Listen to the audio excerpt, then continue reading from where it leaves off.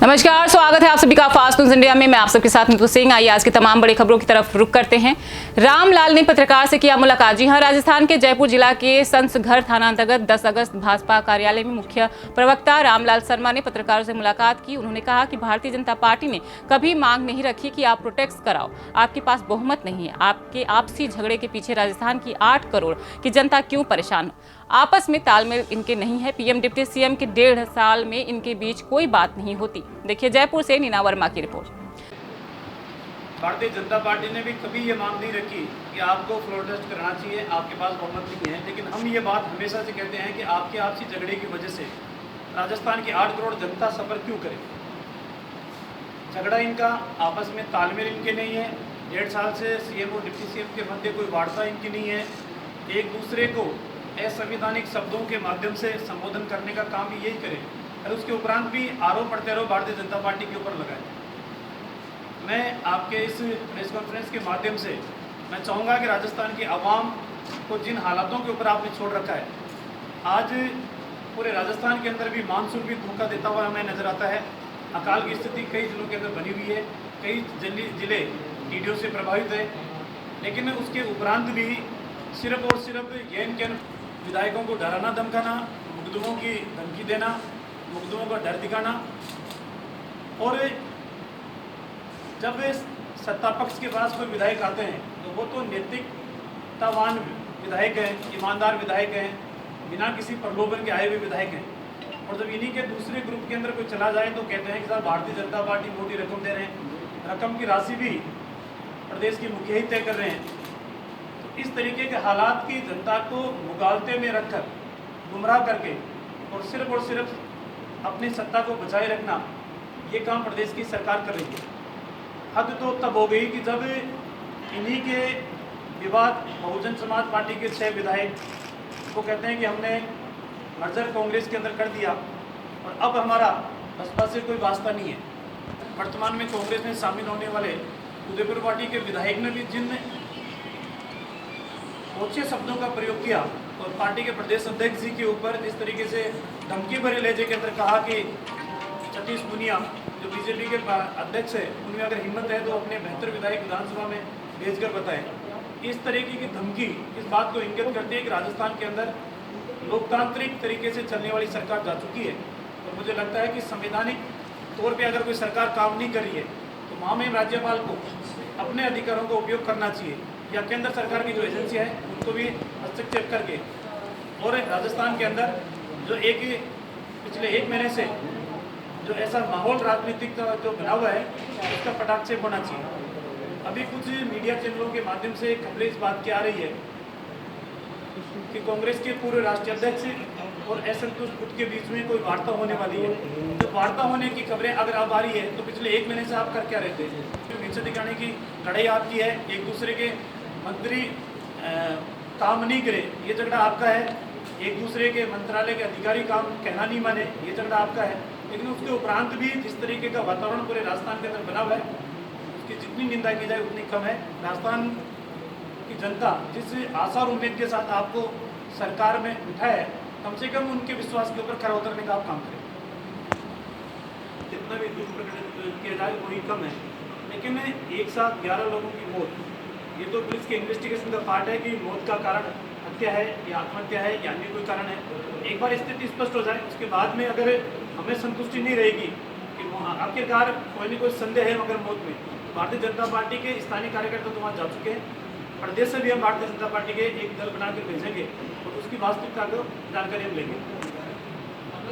किसान फिर लौटा उर्वरक की ओर। जी हां, यूपी के जिला बदायूं के थाना क्षेत्र बिलसी के ग्राम रिसौली दिनांक 9 अगस्त 2020 में खेत की उपजाऊ शक्ति बढ़ाने के लिए प्राचीन तरीकों में गोबर खाद, हरी खाद का प्रचलन था। आज उसी तकनीक की ओर किसानों का रुझान बढ़ रहा है, क्योंकि कारण रासायनिक उर्वरकों की मांग महंगा होना, दूसरा जल धारण क्षमता ह्रास होना। देखिए रिसौली से संजीव कुमार तिवारी की रिपोर्ट। क्या नाम है आपका?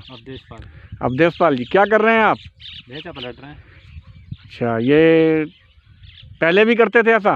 हाँ, पहले से ही करते हैं। पहले से करते हैं। इससे क्या फ़ायदा होता है? खेत में ताकत होती है, पानी रुकता है। खेत में ताकत होती है, पानी रुकता है। और खाद? खाद कम डालनी पड़ती है। कम डालनी पड़ती है। अच्छा, ये आपका जो खेत में कौन सी मिट्टी है? दोमट मिट्टी है। दोमट मिट्टी है, बलुई दोमट है? बलवी दोमट भी है, दोमट भी है। अच्छा, तो अगर आप लंबे समय तक ये हरी खाद पलटते रहेंगे तो आपके खेत में पानी भी रुकने लगेगा और ताकत भी बढ़ेगी। प्लस असली बात यह है कि जो बलुई दोमट है वो दोमट में परिवर्तित हो जाएगी। इसमें कार्बनिक पदार्थ की मात्रा बढ़ जाएगी और आपका जो है ये खेत की संरचना बदल जाएगी। कहाँ रहते हैं आप? रिसोली। रिफली रहते हैं। तेजी से बिक रहे हैं नर्सरी के पौधे। जी हां, राजस्थान के झालावाड़ जिले के भवानी मंडी कस्बे में इन दिनों किसान अलग अलग प्रकार के पौधे अपने खेत पर वृक्षारोपण कर रहे हैं। इसी के चलते भवानी मंडी की नर्सरी से काफी सारे किसान पौधे खरीद रहे हैं। नर्सरी में करीब 100 प्रकार के पौधे उपलब्ध होते हैं। देखिए भवानी मंडी से राहुल नागर की रिपोर्ट। राजस्थान के झालावाड़ जिले के भवानी मंडी क्षेत्र में मैं आज हूँ और भवानी मंडी कस्बे में मैं आज आया हूँ और आज आपसे मिलाऊंगा एक ऐसी नर्सरी से जिनमें अनेक पौधे हैं और बहुत ही इन पौधों की बहुत ही सारी खासियत हैं। मैं कैमरामैन से कहूँगा कि एक बार पेड़ पौधे दिखाए जाएं। वापस मेरी ओर मुँह कर ले कैमरामैन। और हमारे साथ नर्सरी के मालिक हैं, इनसे हम बात करेंगे कि कौन कौन से पौधे आपके पास हैं। कौन कौन से पौधे आपके पास हैं? कटहल है, चीकू है, फूल है, गुड़हल है।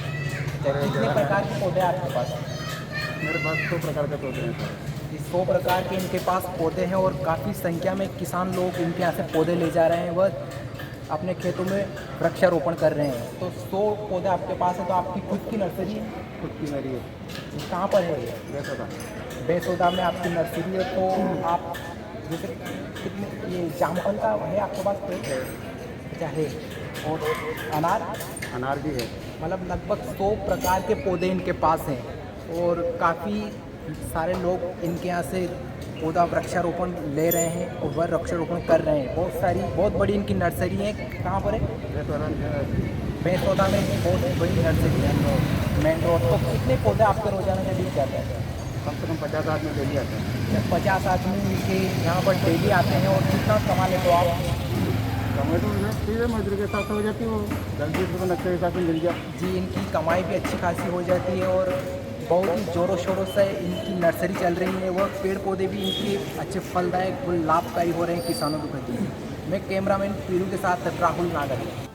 नव युवक ने लगाई फांसी। जी हां, जौनपुर जिले के नेवड़िया थाना क्षेत्र के विकासखंड रामनगर के बलभद्रपुर गांव में 25 वर्षीय ने फांसी लगाकर की आत्महत्या। क्षेत्र में मचा सनसनी। मौके पर पहुंची पुलिस थाना क्षेत्र के बलभद्रपुर गांव में आज दिन में लगभग 7 बजे सुबह 25 वर्षीय धर्मेंद्र कुमार पाल पुत्र चौथी राम पाल ने फांसी लगाकर अपनी लीला समाप्त कर दी। प्राप्त जानकारी के अनुसार धर्मेंद्र कुमार पटेल की शादी 30 जून 2020 को ग्राम हथेरा थाना नेवड़िया रोशनी देवी के साथ हुआ था। पत्नी अपने मायके हथेरा में रह रही थी। आज सुबह में पति धर्मेंद्र कुमार पटेल ने अपनी पत्नी रोशनी से कुछ बातचीत मोबाइल के द्वारा किया। कुछ ही समय में लगभग 7 बजे सुबह धर्मेंद्र कुमार अपने मकान के अंदर गया।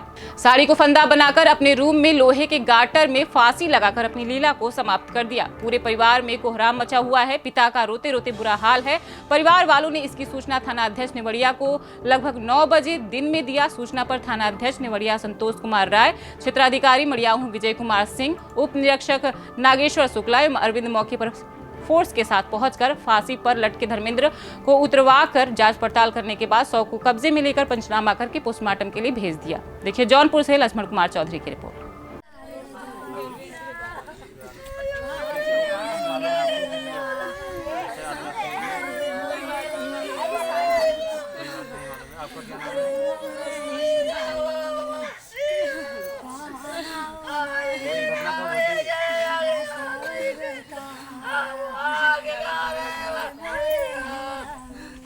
कितने बजे देखे लोग?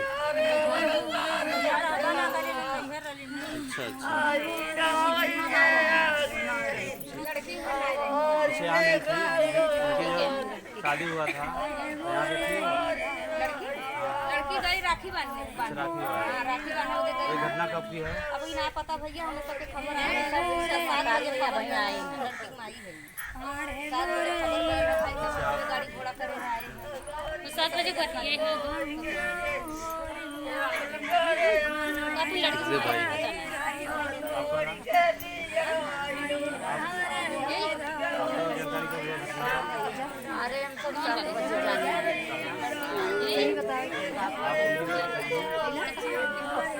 आपको कुछ मालूम था गंगाई भाई से?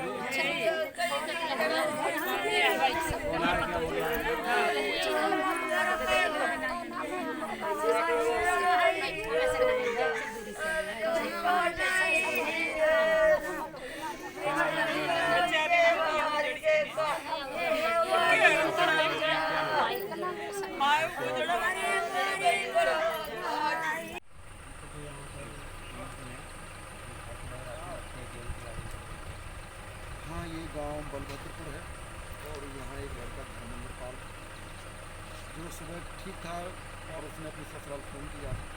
उसके ससुर द्वारा फ़ोन उठाया गया, वो किसी काम में बिजी हो गई और जब दोबारा फ़ोन जाता तो ये आता है कि आपके गाँव वाले ने फांसी लगा दी।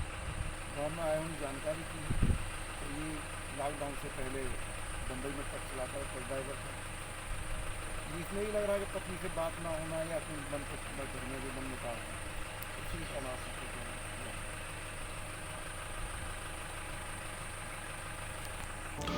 बाल स्वास्थ्य पोषण माह का शुभारंभ किया। जी हां, यूपी के जिला कासगंज के नगर में आज नगरीय क्षेत्र कासगंज में राष्ट्रीय कृमि मुक्ति दिवस तथा बाल स्वास्थ्य पोषण माह का शुभारंभ मुख्य विकास अधिकारी डॉक्टर तेज प्रताप मिश्रा कासगंज तथा मुख्य चिकित्सा अधिकारी डॉक्टर प्रतिमा श्रीवास्तव ने फीता काटकर किया। उद्घाटन स्थल पर 1 वर्ष से 19 वर्ष तक के बच्चों को एल्बेंडाजोल के गोली तथा 9 माह से 5 वर्ष तक के बच्चों को विटामिन ए की खुराक दी गई। आगामी 10 दिन तक आशाएं तथा आंगनबाड़ी कार्यकर्त्री घर घर जाकर 1 वर्ष 19 वर्ष तक के सभी बच्चों को एल्बेंडाजोल की गोली खिलाएंगी तथा विटामिन ए की खुराक टीकाकरण सूत्रों पर ANM द्वारा दी जाएगी। उद्घाटन समारोह में मोहम्मद यूसुफ जिला शहरी स्वास्थ्य समन्वयक, डॉक्टर अंजुस जिला प्रशिक्षण अधिकारी तथा डॉक्टर VK राजपूत आदि उपस्थित रहे। देखिए कासगंज से संजय सिंह की रिपोर्ट। आज जो प्रोग्राम हुआ है मैडम, उस विषय में आप क्या कहेंगे? आज एक तो राष्ट्रीय कृमि दिवस है और दूसरा जो है बाल स्वास्थ्य पोषण माह का इनॉग्रेशन हुआ है।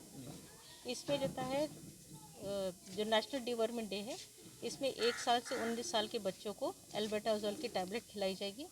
ये आशा और आंगनवाड़ी द्वारा घर घर जाके बच्चों को खिलाया जाएगा और ये टैबलेट अपने सामने ही खिलाएंगी। दूसरा है बाल स्वास्थ्य पोषण माह, इसमें विटामिन ए की सिरप पिलाया जाएगा बच्चों को 9 महीने से 5 साल के बीच वाले बच्चों को।